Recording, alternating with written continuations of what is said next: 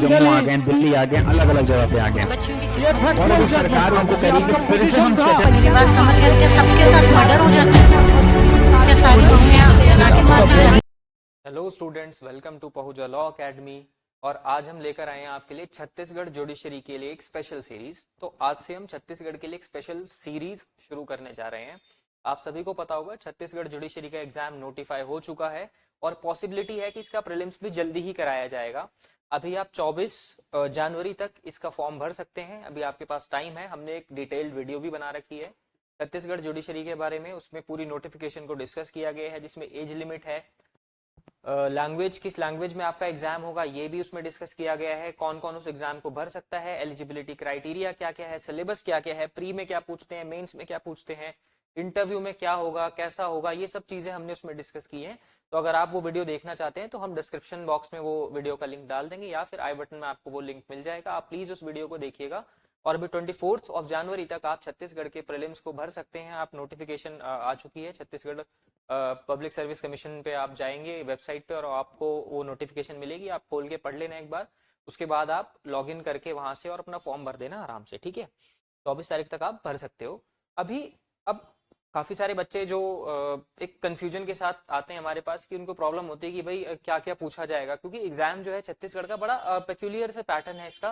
पहली बात, एक मेंस एग्जाम कहीं भी नहीं होता, छत्तीसगढ़ सिर्फ एक ही मेंस लेता है, 15 नंबर का इंटरव्यू लेता है, मेंस में भी सिर्फ 4 क्वेश्चन होते हैं, प्री में 100 क्वेश्चन होते हैं, नो नेगेटिव मार्किंग। तो यहाँ का ना थोड़ा पेक्यूलियर से पैटर्न है। अब ये पैटर्न को समझना बहुत इंपॉर्टेंट हो जाता है इस केस में। अब यहाँ पे क्या था कि बच्चे बहुत कंफ्यूज थे कि किस तरह के क्वेश्चन पूछते हैं, डायरेक्ट पूछते हैं तो क्या पूछते हैं। तो ये सीरीज लाना मेरे लिए बहुत जरूरी हो गया था। अब ये सीरीज क्या है, छत्तीसगढ़ जुडिशरी स्पेशल है, मोस्ट इंपॉर्टेंट टॉपिक्स। अब ये मोस्ट इंपॉर्टेंट टॉपिक्स ना हमने जो बनाए हैं, ऐसा नहीं है कि सिर्फ मोस्ट इंपॉर्टेंट टॉपिक्स डाल के मैं ऐसे ही आपके लिए कुछ भी लेके आ गया मोस्ट इंपॉर्टेंट टॉपिक्स, लेकिन ये वो टॉपिक्स हैं जो एक्सपर्ट्स की टीम ने काफी सालों के पेपर को एनालाइज करके बनाए हैं, जो बार बार रिपीटेडली किस किस सेक्शन से, किस किस पार्ट से बेयर एक्ट के या फिर डिफरेंट डिफरेंट स्टैट्यूट्स के कहां से क्वेश्चन पूछे जाते हैं, वो सब हमने एक डिटेल्ड फॉर्म में, कंसाइज फॉर्म में बना के आपको दिया है। अब यहाँ पे मैं वही डिस्कस करने वाला हूँ। आज की जो सीरीज है, अभी हम इंडियन कॉन्ट्रैक्ट एक्ट से शुरू करेंगे, धीरे धीरे हम सारे ही एक्ट्स को इसमें कवर करेंगे सीरीज में कि कहां से किस किस एक्ट से क्वेश्चन पूछे जाएंगे। मैं इसको ये भी बोल सकता हूँ कि मोस्ट इंपॉर्टेंट एक्सपेक्टेड क्वेश्चंस भी आप इसको बोल सकते हैं। सीरीज में हम डिस्कस करेंगे कहां से आप क्वेश्चंस को एक्सपेक्ट कर सकते हैं जो आपके पेपर में आएंगे प्रीलिम्स में। तो देखो, सबसे पहले इंडियन कॉन्ट्रैक्ट एक्ट के बारे में बात करेंगे। अब कुछ सेक्शंस यहाँ पे दी हुई है, यहाँ पे आपको दिखेगा सेक्शन नंबर दिए हुए हैं, यहाँ आप देख सकते हो सीरियल नंबर दिए हुए हैं। सबसे पहले सीरियल नंबर है, फिर सेक्शन नंबर है, फिर यहाँ पे टॉपिक का नाम लिखा हुआ है और यहाँ पे डिफरेंट डिफरेंट ईयर्स लिखे हुए हैं कि किस किस साल में वो क्वेश्चन पूछा गया है, कब कब वो क्वेश्चन रिपीट हुआ है। देखो,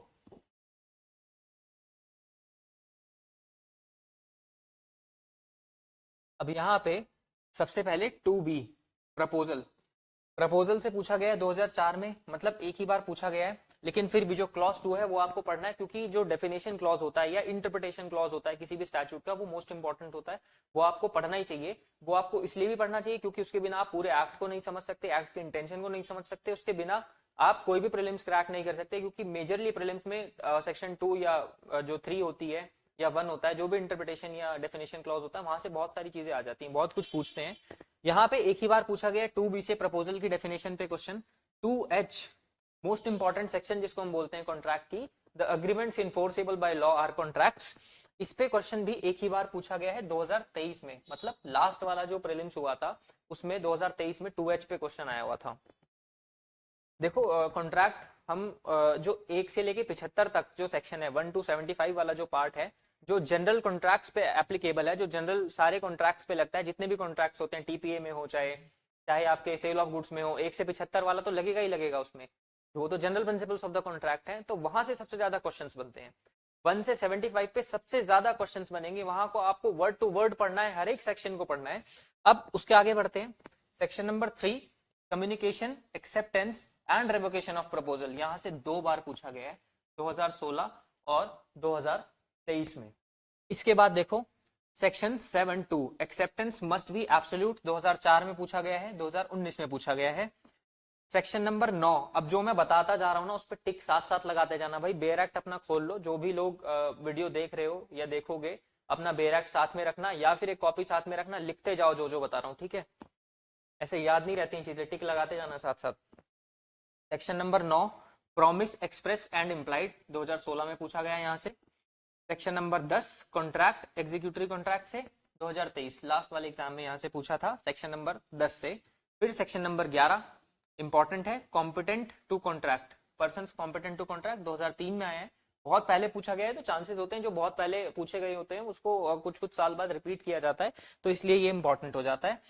section number 12, person must be of sound mind, 2003 में पूछा गया, 2008 में पूछा गया, 14 में पूछा गया, 16 में पूछा गया, 4 बार ये क्वेश्चन पूछा गया है, तो सोच लो कितना इंपॉर्टेंट है।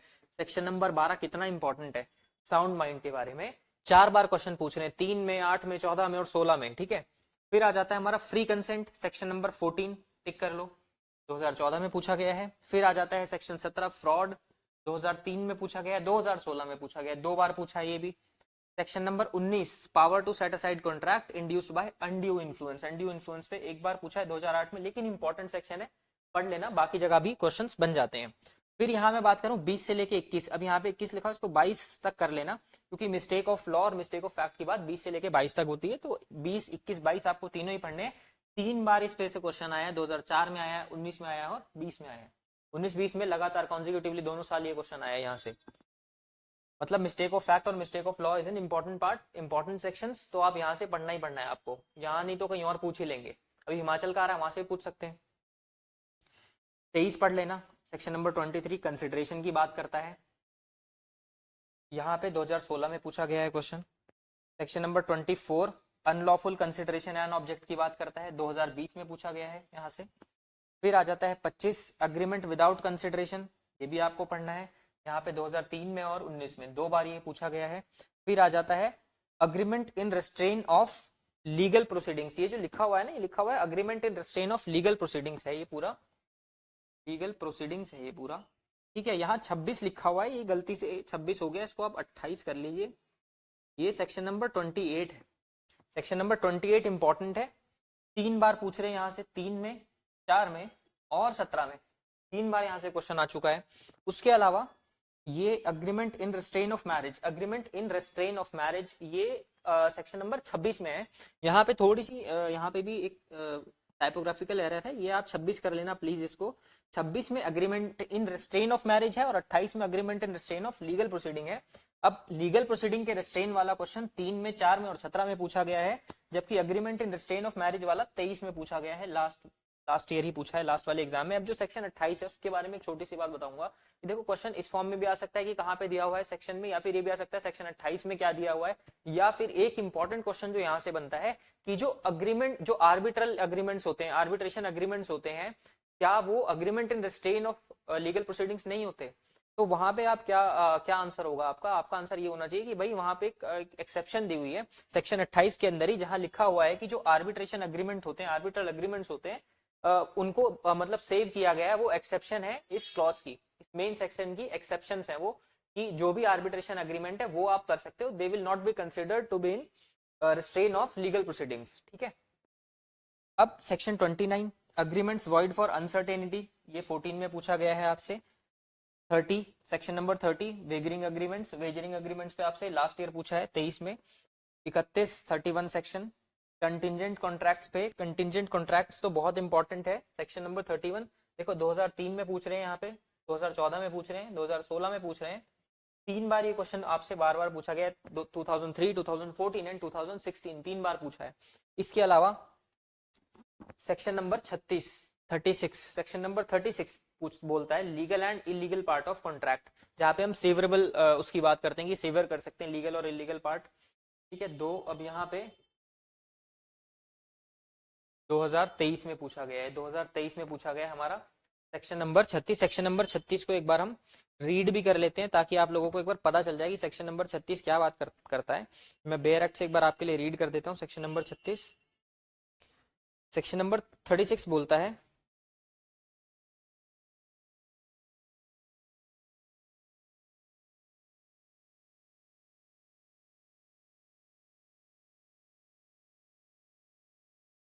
ये आप बिल्कुल पढ़ लेना एक बार। 38 पे चलते हैं।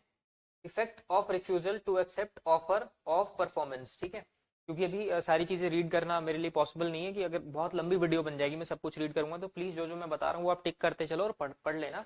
अगर कोई प्रॉब्लम है, अगर किसी को कोई डाउट है, कोई भी किसी भी तरह का डाउट हो सकता है, एग्जाम से रिलेटेड, कॉन्ट्रैक्ट से रिलेटेड, पेपर से रिलेटेड, किसी और सब्जेक्ट से रिलेटेड, आप प्लीज कॉमेंट बॉक्स में लिख देना। हम नई वीडियो लेके आएंगे, उसमें सभी के डाउट्स को डील करने की कोशिश करेंगे। सेक्शन नंबर 40 बात करता है persons by whom promises is to be performed, ये पूछा गया है आपसे 2014 में। सेक्शन नंबर 56 इंपॉर्टेंट है, agreement to do an impossible act, 2004 में पूछा गया है, 2017 में पूछा गया है। Section number 64 to 65 rescission of contract की बात करते हैं, 2023 में पूछा गया है, यानी लास्ट ईयर। और अब इसके बाद आ जाती है हमारी most important section contract act की छत्तीसगढ़ एग्जाम के लिए, section number 68, claim for necessary supplied to person incapable of contracting. अब 68 जो बात करता है वो ऐसे जो लोग इनकेपेबल हैं कॉन्ट्रैक्ट करने के लिए, माइनर है या अनसाउंड माइंड है, तो उन लोगों के अगर किसी ने बेसिक नेसेसिटीज को पूरा किया है तो वो इंसान उसका जो उस इनकेपेबल इंसान का स्टेट है, स्टेट मतलब उसकी जो प्रॉपर्टी है, वहां से वो रिकवर कर सकता है जो भी उसने इन्वेस्ट किया है, ये बात करता है 68। और यहाँ पर ये 2003 में पूछ रहे हैं, 2004 में पूछ रहे हैं, 2008 में पूछ रहे हैं, 2014 में पूछ रहे हैं, 2016 में पूछ रहे हैं, टोटल 5 बार ये क्वेश्चन पूछा गया, 5 टाइम्स। कितना इंपॉर्टेंट हो जाता है ये हमारे लिए, ये आप यहां से देख सकते हो। उसके बाद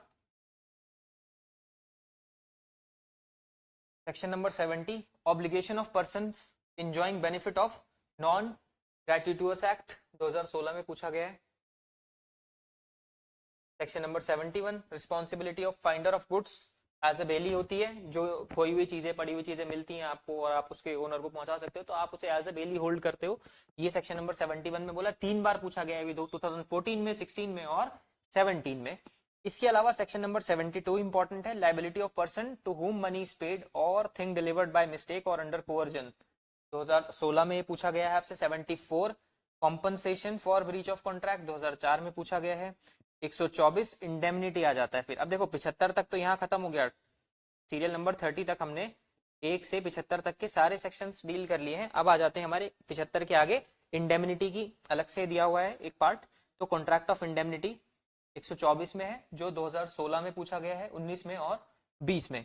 अब 26 आ जाता है, 126, contract for guarantee surety, contract for guarantee, और इसमें बताया हुआ है श्योरिटी, प्रिंसिपल डेटर और क्रेडिटर, ये तीनों कौन होते हैं, ये 2004 में पूछा गया है और 2017 में पूछा गया है। इसके अलावा फिर हम आ जाते हैं 127 पे, कंसिडरेशन फॉर गारंटी, ये सिर्फ 2020 में पूछा गया था।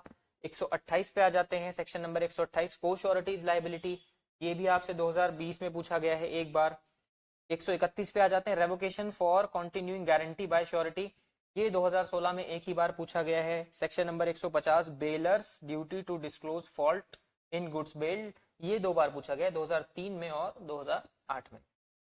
Section number 185, consideration not necessary, ये आपसे पूछा गया है 2016 में, और 2016 में ये पूछा गया एक बार, ये this is a typographical error, ये 2016 में पूछा गया है। 191, सब एजेंट, सब एजेंट के बारे में 3-4 बार पूछा गया है, देखो कितना इंपॉर्टेंट हो जाता है सब एजेंट। सेक्शन 191 2003 में क्वेश्चन आया है, 4 में आया है, उसके अलावा 16 और 20, 4 साल ये क्वेश्चन रिपीट हुआ है, अलग अलग डिफरेंट 4 ईयर्स में ये क्वेश्चन रिपीट हुआ है बार बार, सब agent. Section number 195, agent duty इन नेमिंग सच पर्सन, अब सेक्शन नंबर 195 पे जो क्वेश्चन आया है वो 2016 में एक बार आया है। Section number 197, ratification may be expressed or implied, इस पर क्वेश्चन आया है 2017 में एक बार। 202 सेक्शन नंबर 202, सेक्शन नंबर 202 बात करता है termination of agency where agent has an interest, ठीक है, टर्मिनेशन ऑफ एजेंसी। अब हम एजेंसी वाले पार्ट पे आ गए हैं, टर्मिनेशन ऑफ एजेंसी 202 में है, जो कि 2004 में पूछा गया है और 2023 में पूछा गया है, 2 बार ये क्वेश्चन आया है। अब सेक्शन 237 जो बात करता है liability of principal including belief that agents unauthorised acts were authorised, 237 पे 2004 में पूछा गया है एक बार। अब एक और चीज मैं बता देता हूँ, कुछ केस लॉज भी हैं जो 2-3 बार इन लोगों ने पूछे हैं, रिपीट किए जाते हैं, केस लॉ की बात कर लेते हैं। देखो एक केस लॉ इन्होंने पूछा है, Central Inland Water Transport Corporation versus Brojonath. ये ब्रोजोनाथ या ब्रोजोनाथ गांगुली के नाम से भी आपको मिलेगा, ये गूगल पे जब आप सर्च करोगे ब्रोजोनाथ भी हो सकता है, ब्रोजोनाथ गांगुली भी हो सकता है। Central Inland Water Transport corporation, ये इन्होंने 2017 में पूछा था। ये केस जो है बेसिकली मैं आपको बता देता हूँ, ये जो केस है ब्रोजोनाथ गांगुली वाला, ये केस 1986 का है और ये डील करता है सेक्शन नंबर 16, 19A और सेक्शन नंबर मैं यहाँ लिख देता हूँ आपके लिए, 16, 19A और सेक्शन नंबर 23 से। 3 सेक्शंस यहाँ पे हैं जो इस केस में रिलेटेड हैं। जो ये केस को अगर आप पढ़ोगे, अगर आप प्रिंट आउट निकालोगे तो उसमें आपको पूरा पढ़ना पड़ेगा, तो आपको पता चल जाएगा 16, 19A और 23, इसमें तीनों सेक्शंस को रिलेटेड है ये केस, इन तीनों को डील कर रहा है ये। तो ये ब्रोजोनाथ गांगुली वाला 17 में पूछा गया। एंटोर्स लिमिटेड वर्सेस माइल्स फार ईस्ट कॉर्पोरेशन जो केस है, ये जो केस है ये बेसिकली है प्लेस ऑफ कॉन्ट्रैक्ट को लेके, ये प्लेस ऑफ कॉन्ट्रैक्ट को लेके ये केस है। ये भी 17 में पूछा गया प्लेस ऑफ कॉन्ट्रैक्ट को लेके। और ये अगर मैं बात करूं Shashan Power Limited versus North American Coal Corporation India, ये जो केस था ना, अब ये केस था 2015 का, ये केस था 2015 का। इस केस में मुझे 2-3 बातें डिस्कस करनी है। देखो जो शासन पावर वाला केस है ना, ये इस केस में क्या है, ये डील करता है बेसिकली आर्बिट्रेशन एक्ट से, और आर्बिट्रेशन एक्ट की स्पेसिफिकली सेक्शन नंबर 8 और 45, 8 और 45 से डील करता है। अभी क्या कह रहा है ये, बेसिकली ये कहता है कि भाई जो देखो एक कॉन्ट्रैक्ट है, उस कॉन्ट्रैक्ट के अंदर आर्बिट्रेशन वाला क्लॉज भी होगा। तो अगर कोई कॉन्ट्रैक्ट के अंदर आर्बिट्रेशन वाला जो क्लॉज है, आर्बिट्रल क्लॉज जो है, वो अगर इनइफेक्टिव या इनऑपरेटिव है किसी वजह से, या फिर वो इलीगल है, तो उसकी वजह से जो बाकी का substantive part of the contract है वो वॉइड नहीं हो जाएगा। सिर्फ आर्बिट्रल क्लॉज जो है, आर्बिट्रेशन वाला जो क्लॉज है वो वॉइड हो सकता है, लेकिन बाकी का जो सब्सटेंटिव पार्ट है कॉन्ट्रैक्ट का वो वॉइड नहीं हो जाएगा, वो उससे अलग पढ़ा जाएगा। अगर मैं देखो एक मैं आपको बता देता हूं कि जजमेंट के अंदर एकदम एग्जैक्ट स्टेटमेंट क्या दी गई थी, वो मैं आपको बता देता हूं जजमेंट में से निकाल के। जजमेंट के अंदर था arbitral agreement is independent of substantive contract and scope of inquiry under section 45 of the arbitration and conciliation act does not extend to examination of legality of substantive contract। तो अगर आप सिर्फ लीगैलिटी या फिर उसकी कॉन्स्टिट्यूशनैलिटी चेक कर रहे हो आर्बिट्रेशन अग्रीमेंट की, तो आप सब्सटैंटिव पार्ट जो बाकी का है उस पे नहीं जाओगे, आप उसके अंदर ही करो। अंडर सेक्शन 45 और सेक्शन 8 की अगर हम बात करें तो आप सिर्फ आर्बिट्रेशन वाले क्लॉज को ही चेक करो, या फिर जो उसका आर्बिट्रेशन वाला पार्ट है आप उसी को चेक करो, बाकी में नहीं जाओगे। तो 2015 में ये जजमेंट आई थी सुप्रीम कोर्ट की, और इस जजमेंट में क्या था 2017 में पूछ ली गई। मतलब कि इससे ये क्या पता चल रहा है कि 2015 में ही 17 में, मतलब हमें पिछले 2-2.5 साल की जो रिसेंट जजमेंट्स हैं सब्जेक्ट्स पे वो पता होनी चाहिए। बेसिकली जो लैंडमार्क जजमेंट्स होती है जिनसे लॉ चेंज हो रहा है, तो पिछले 2-2.5 साल में जो भी ऐसी जजमेंट्स पूछी गई हैं जो लॉ को चेंज करती हैं, लैंडमार्क है उस टॉपिक पे, वो आपको पता होनी चाहिए, तो वो पूछ सकते हैं। ठीक है, अब ये नहीं कि यही वाली पूछ लेंगे, तो 17 में पूछ ली, अब जो 23 में आई है या 24 में आई है वो हो सकता है अभी 25 वाले पेपर में पूछ लें। Agreement required to be registered and in writing, ये मिसलेनियस में है, ये एक ही बार लास्ट ईयर पूछा था इसलिए डाल दिया है यहाँ पे, ये लास्ट ईयर पूछा गया था इसलिए हमने डाल दिया यहाँ पे।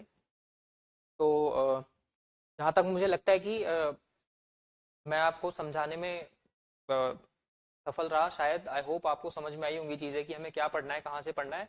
जो जो चीज़ें बताई हैं ये चीज़ें आपने बैरक्ट में मार्क कर ली होंगी या कहीं लिख ली होगी, तो ये चीज़ आपको पढ़नी है। और ऐसा नहीं है कि ये चीज़ पढ़ोगे तो बाकी चीज़ें छोड़ दोगे, आपको बैरक्ट तो कवर टू कवर ही पढ़ना होता है, क्योंकि आप नहीं जानते हो कि एग्जामिनर का दिमाग क्या है, या क्या पेपर सेट करने वाला बैठा हुआ है, कौन कोई अकेडमिशियन है, कोई जज है, या कोई हाई कोर्ट जस्टिस है। मतलब हर किसी का माइंडसेट अलग होता है। अगर आप कोई जस्टिस पेपर सेट कर रहे हैं, या कोई सेशन जज कर रहे हैं, कोई डिस्ट्रिक्ट जज कर रहे हैं, वो प्रोसीजरल चीज पूछेंगे। अकेडमिशियन कर रहे हैं तो हो सकता है वो थ्योरेटिकल चीज पूछ ले।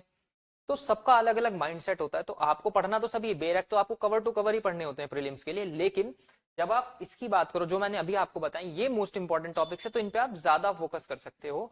थोड़ा ज्यादा फोकस करना पड़ते टाइम। ये बताने का पर्पस ये था कि पीछे कहाँ से वो पूछते हैं, कि लास्ट मिनट रिवीजन जो आप कर रहे हो ना, वो इन टॉपिक्स पर ध्यान देके ज्यादा करना, ये था पर्पस। आई होप ये सीरीज आपके लिए बहुत बेनिफिशियल रहेगी, और मैं श्योर हूं कि बहुत ज्यादा बेनिफिशियल रहेगी, क्योंकि जो चीज हम यहाँ से बता रहे हैं ना, ये चीज आपको बहुत काम आने वाली है एग्जाम के टाइम पे। एग्जाम से 10 दिन पहले, 15 दिन पहले आप यही चीजें पढ़ोगे जो हम बताते हैं यहाँ से।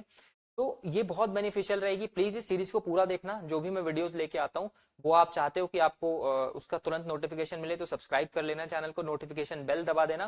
नोटिफिकेशन बेल दबाने से क्या होगा कि आपके पास तुरंत नोटिफिकेशन आ जाएगी, या अगर मैं कोई लाइव लेके आ रहा हूँ उसकी भी नोटिफिकेशन आपके पास आ जाएगी। तो प्लीज सब्सक्राइब कर लेना, नोटिफिकेशन बेल दबा देना। आई होप आपको सब कुछ समझ में आया होगा। For more videos like this, stay tuned with Pahuja Law Academy. Thank you so much. Subscribe for more content.